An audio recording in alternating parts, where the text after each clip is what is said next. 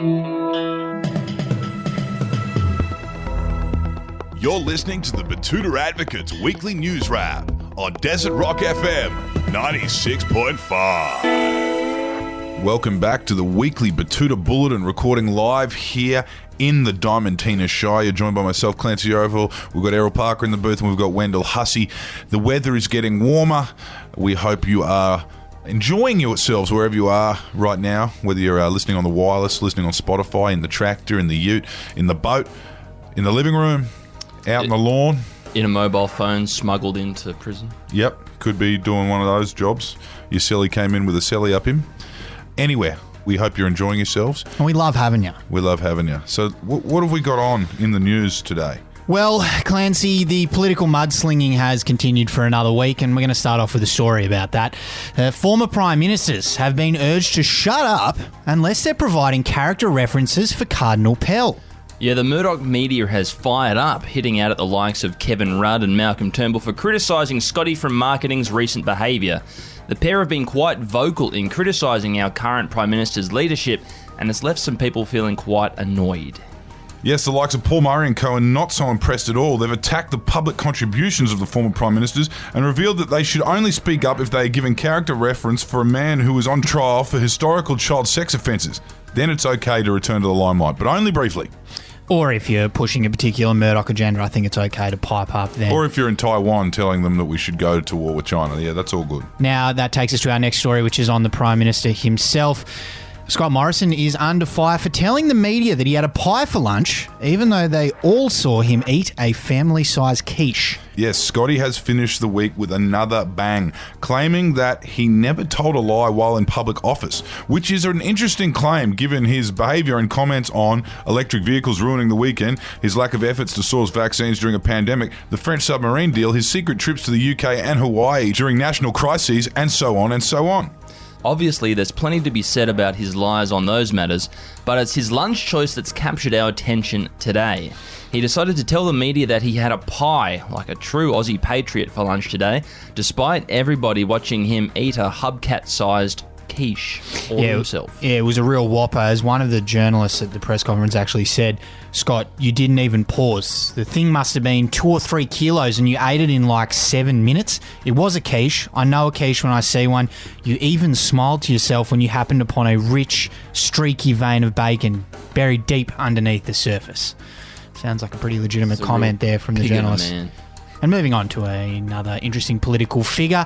After 2 years of zero immigration, Pauline Hanson has come out to say, I guess I'll just become an anti-vaxxer then?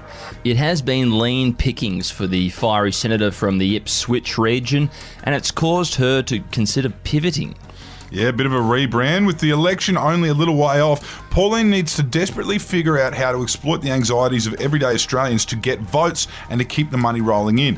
So she's thinking about becoming a medical freedom fighter and taking it to the fascist big pharma regime. As she explained to us, when you think about it, the jab is very similar to Islam. I mean, it scares rednecks quite easily, and I don't know much about it. You know that the vaccines too, they are halal certified. Well, that would make her wild. Yeah. Now, here in town, a local chippy has won praise for winding down his window on the 2020 Hilux he drives to tell his stressed-out cousin that her ATAR doesn't mean shit. Yes, a nice touch from Betoota Heights local Tom McCarney, the second-year qualified carpenter who drives a $70,000 Hilux Rogue and is paying off a mortgage a couple streets away from his family home in town, has offered up some choice advice to a young relative. He told her to just chill out and take it as it comes. Which, as a guy earning more than all of his university-educated mates, is fair enough to say. Depends on what you want, I guess, but as Tom told his cousin who just bummed her English paper 1, the tertiary education system has been commercialised to the point where it doesn't matter anymore and everything will just work out fine. Unless she wants to be a doctor or a fucking dentist or something, you know, then yeah, she's probably fucked then. Or a liar. Lawyer. Ooh! Whoa. Sports news to finish the week, and an elite athlete has shown off his speed during a social mixed touch game by torching a first-timer on the wing. Yes, local office worker Ruchi Carter wowed the crowd at Sergio Oval this week after burning an opponent with his scintillating speed. The man, who comes wearing a baseball cap while playing touch footy, scored a sensational try after identifying a girl on the wing and smoking her with his pace. Which, if you haven't played touch footy before and you're a communist, it's a massive faux pas. You just... If it's one-on-one with you and a member of the opposite sex, just take the tap and move on. And if they buy the dummy, that's fine. You can go through, but... You can do that. Using the speed... Because... Very frowned upon in the social media. Women are smarter than us, so they should be able to read a dummy. Absolutely. But Richie doesn't have time for that. The reserve grade fly half, who claims to have played rep footy as a 16-year-old, told us using my simple genetic speed advantage isn't dog. It's part of the game. I'd rather be a shit bloke than a loser.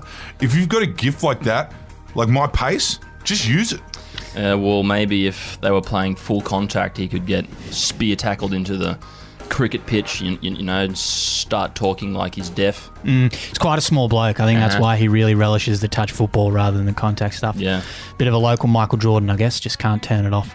Anyway, that's all we've got for you for our weekly news wrap. Hope you've enjoyed it, and we'll talk to you again same time next week. Bye-bye. Hooroo. Slum at Mom.